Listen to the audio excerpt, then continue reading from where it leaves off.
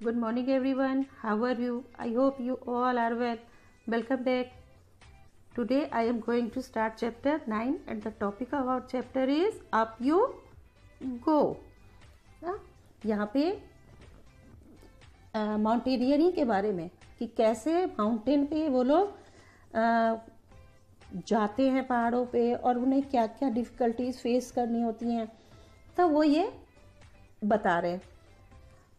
इसने ये बताया कि हमारे कैंप का सेकेंड डे है आज, और मैं बेड से उठी तो उसके पैरों में बहुत दर्द था, उसके बहुत पेन हो रहा था क्योंकि एक दिन पहले भी वो काफ़ी लंबा उन्होंने सफ़र तय किया था। तो उसने कहा कि आज बिल्कुल भी मेरा चढ़ने का मन नहीं है, मैं बिल्कुल नहीं चढ़ पाऊँगी। उसकी आंखों में बिल्कुल आंसू आ गए। तो उसने सोचा कि चलो मैं जो हमारे जो ब्रिगेडियर हैं ज्ञान सिंह, उनको बोलती हूँ, जो इस एडवेंचर कोर्स के जो डायरेक्टर थे, कि वहाँ जाती हूँ और उनको बोलती हूँ कि सर प्लीज़ आज मैं नहीं जा पाऊँगी, मैं बहुत थक चुकी हूँ। तो वो जैसे ही जाने लगी तो उसको पीछे से आवाज़ आई, madam what are you doing here at breakfast time? आप यहाँ पे क्या कर रहे हो ब्रेकफास्ट टाइम पे? चलो hurry up, otherwise you will have to trek on an empty stomach. तो वो कहना चाहती थी सर सर, पर वो कुछ कह नहीं पाई। तो उसने कहा, वो गई वो ब्रिगेडियर के पास कि सर मेरे पाँव में ब्लिस्टर्स हो रहे हैं। ब्लिस्टर्स मीन्स छाले। तो उसने कहा कि सर मैं चल नहीं सकती। तो पता है ब्रिगेडियर ने क्या कहा, कोई बात नहीं, ये तो होते रहते हैं, इसमें क्या, चलो गेट रेडी क्विकली, और चलो फटाफट अपना बैग रेडी करो, ओके, और चलो वापस से। दोबारा आवाज आई, listen madam you will lead group number 7। और उसने उसको ग्रुप लीडर बना दिया। वो जाने से मना कर रही थी ना, तो उसको ग्रुप लीडर बना दिया कि आप ग्रुप नंबर 7 के लीडर हो, आपको सभी मेंबर्स की उल्टा हेल्प करनी है माउंटेन क्लाइंबिंग के टाइम।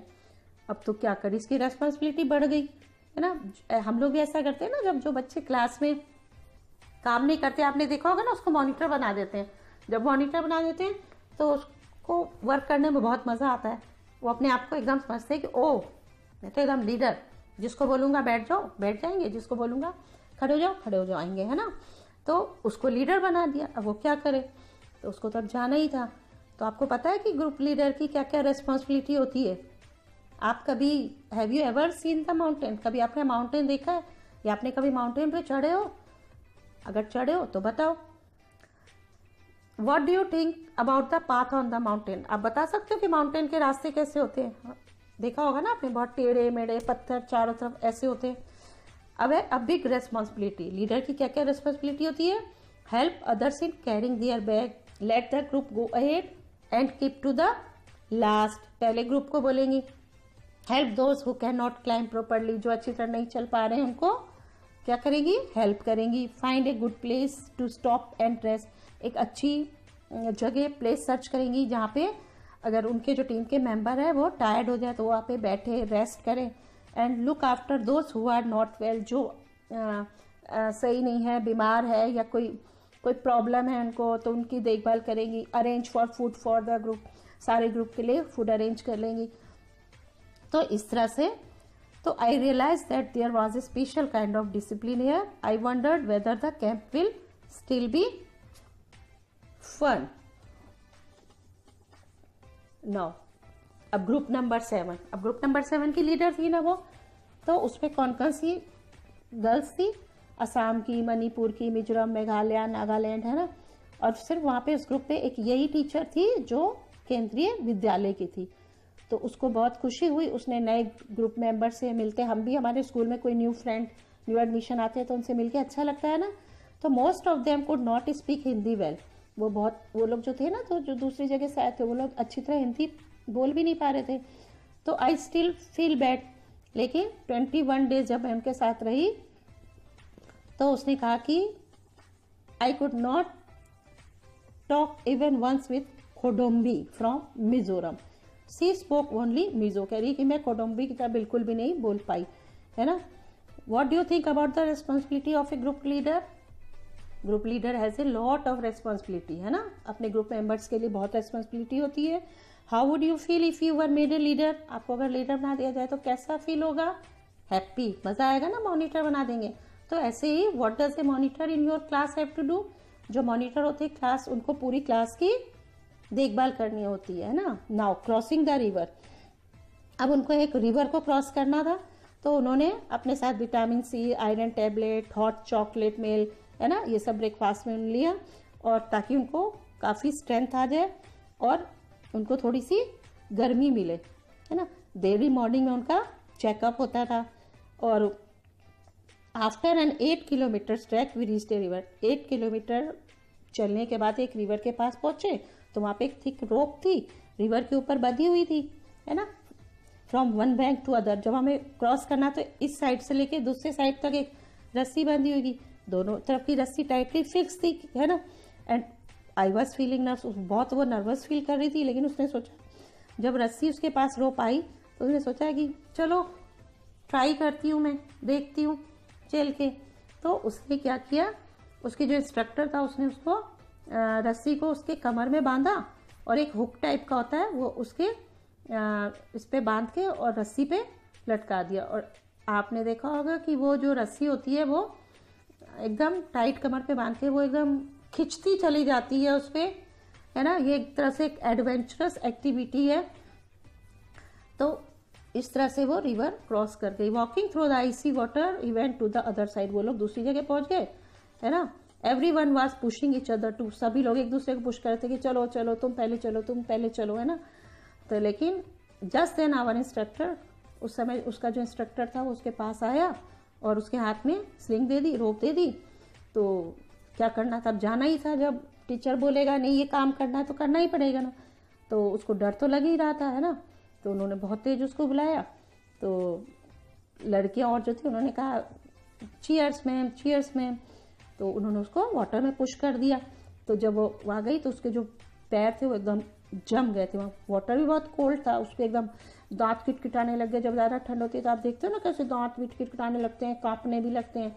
तो उसने क्या किया, रस्सी को होल्ड करके वो अंदर गई और वो पानी में ही पैदल पैदल, तो जब वो जैसे से आगे बढ़ती गई तो उसके गर्दन तक वाटर पानी आ गया, तो उसका बैलेंस बिगड़ गया, स्लिप होने लगी।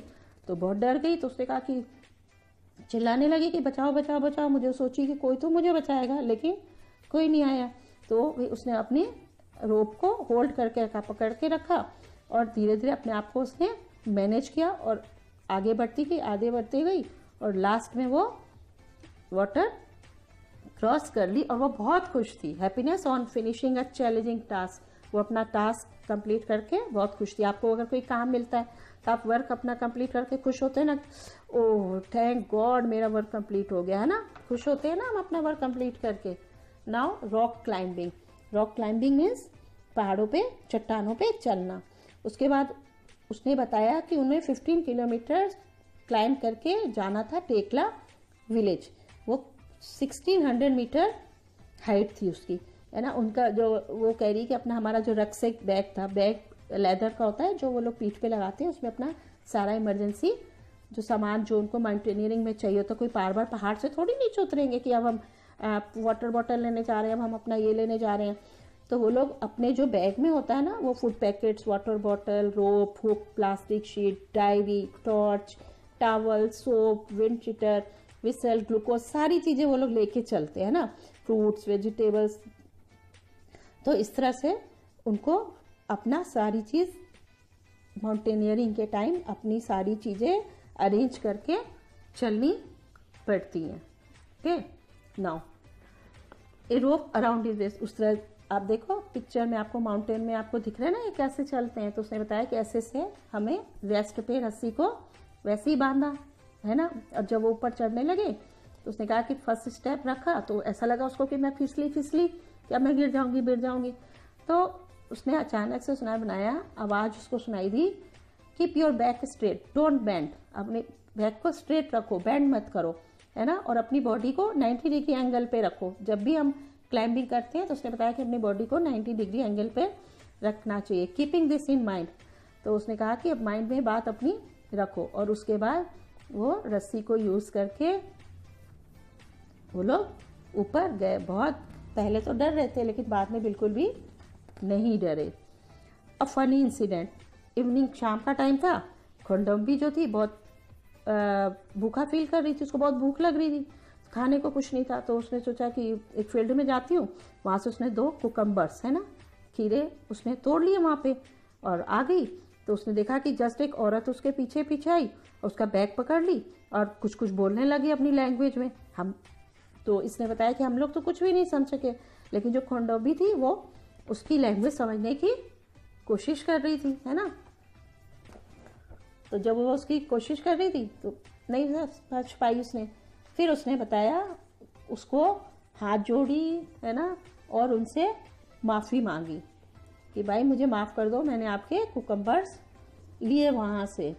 तो इस तरह से, but then our group had gone for eight, it was already dark. फिर उसका ग्रुप आगे बढ़ने लगा तो बहुत अंधेरा हो चुका था। तो उन्होंने सोचा कि अरे ये क्या हुआ, कि हमने रास्ता तो नहीं गुम हो गए।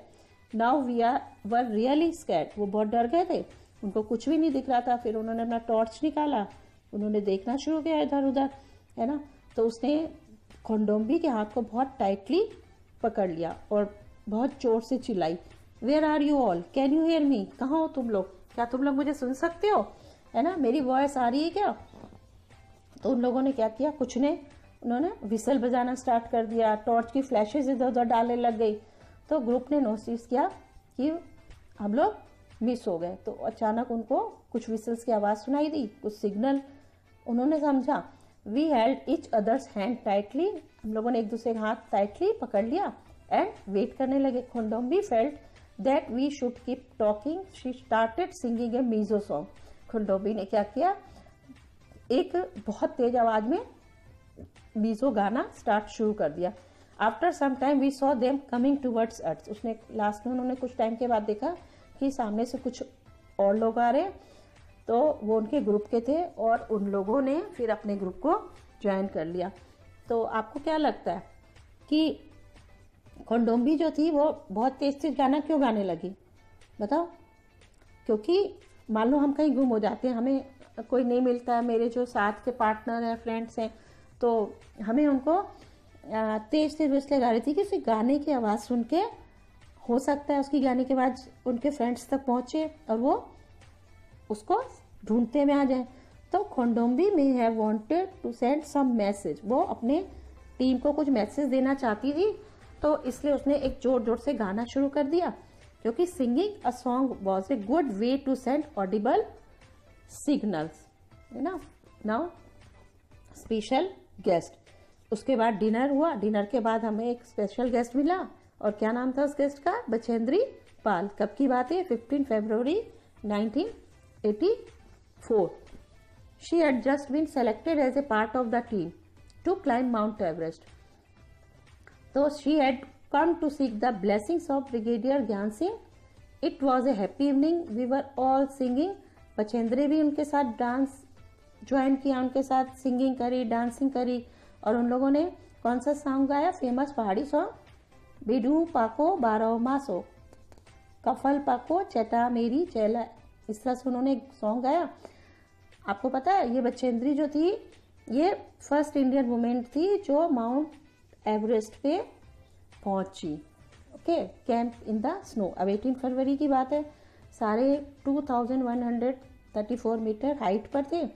तो वहाँ पे उनको नाइट स्पेंड करना था, तो क्या करते, उन लोगों ने वहाँ पे एक टेंट लगाया और टेंट में डबल लेयर लगाई प्लास्टिक शीट की, है ना, जिससे कि दोनों लेयर के बीच में जो the air between the layers would help to keep us warm, उनको वार्म रखने में हेल्प करे।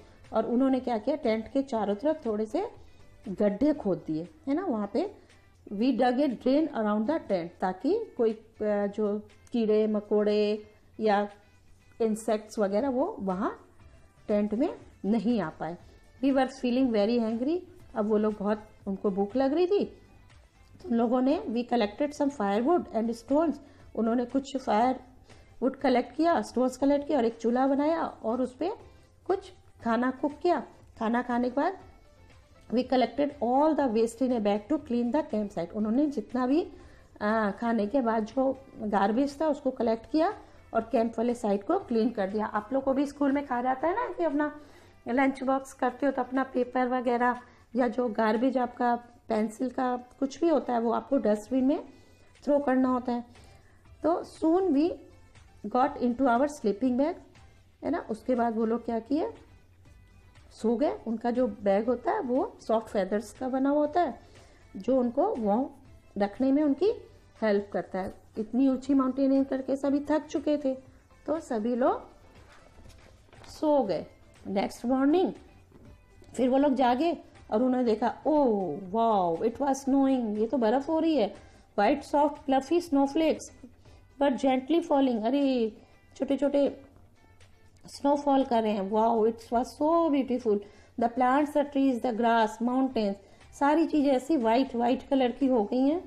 तो उन्होंने बताया कि today we were to climb higher to 2700 metres. तो उसने कहा कि अरे आज तो हमें इतना ऊपर जाना है, तो हमें हेल्प स्नो पे बहुत केयरफुली वॉक करना होगा, क्योंकि स्लिप होने का डर रहता है। तो इसलिए उनको स्टिक का हेल्प लेना पड़ा। By afternoon they had reached snow covered mountain, पहुंची और and they enjoyed throwing snowballs at each other. उन्होंने एक दूसरे के ऊपर स्नोबॉल फेंक के बहुत एंजॉय किया और एक बिग स्नोमैन बनाया। Now last day at camp, here are some pictures. आपको टेंट की पिक्चर दिख रही है ना, इस तरह से उन्होंने टेंट बनाया था। अब कैंप का लास्ट डे था, है ना, 21 फरवरी। ये लोग सारे we were getting ready for the camp fire. सब ग्रुप ने अपना अपना एक प्रोग्राम प्रेजेंट किया। सब लोगों ने बहुत इंजॉय किया, जोक्स कहे, खूब हंसे, गाना गाए, डांस किया, है ना। Soon it was midnight. Brigadier ज्ञान सिंह ने कहा, उसको बुलाया और कहा कि चलो इधर आओ। तो उसने सोचा, अरे बाप रे, अब सर मुझे क्यों बुला रहे हैं, अब क्या होगा। लेकिन डर गई वो। But when sir announced my name, लेकिन जब सर ने उसका नाम अनाउंस किया, बेस्ट परफॉर्मेंस अवार्ड, तो वो बहुत इतनी खुश हुई, उसके फेस में और उसकी आंखों में आंसू आ गए। हमें भी अचानक से कुछ ये सरप्राइज मिल जाता है कि अरे वाओ, बेस्ट स्टूडेंट का अवार्ड मिल रहा है, तो हम कितने खुश होते हैं। तो इस तरह से उसकी आंखों में आंसू हो गए वो अपना नाम सुन के। Why do you think a drain was dug around the tent, है ना, टेंट के चारों तरफ जो ड्रेन क्यों हम डग करते खोदते हैं, तो drain was dug to keep off insect, scorpion, snake वगैरह को दूर रखने के लिए। बिसाइड्स माउंटेनियरिंग के अलावा और कौन सी अदर एक्टिविटी होती हैं एडवेंचरस, आपको उनको बताना है। तो कुछ और activities, here are some pictures of adventurous activities, है ना, river rafting, hang gliding, scuba diving, ये सारी चीज एडवेंचरस एक्टिविटीज है। Now, last page, Bachendri Pal. Why did Bachendri put up the Indian flag on the peak? Bachendri Pal ने अपना इंडियन फ्लैग पीक पे क्यों रखा? Bachendri Pal put up the Indian flag on the peak to honor our country, हमारी कंट्री को honour दिलाने के लिए, क्योंकि हम सबसे फर्स्ट वुमेन थी वो, और वो ऊपर गई तो अपने इंडिया का फ्लैग ही तो वहाँ पे वो हैंग करेगी ना, उसने लगाया। When have you seen our national flag being hoisted? आपने नेशनल फ्लैग कब देखा है हॉइस्ट होते हुए? आपके स्कूल में भी होता है ना, इंडिपेंडेंस डे, रिपब्लिक डे, तो आप देखते हो ना हमारा नेशनल फ्लैग हॉइस्ट होता है। तो इस तरह से ये हमारा national flag, this is the picture of Bachendri Pal, और ये पीक पे उसने अपना फ्लैग को फहराया। Thanks for watching. Don't forget to like the video, subscribe to our channel. Bye bye, take care always.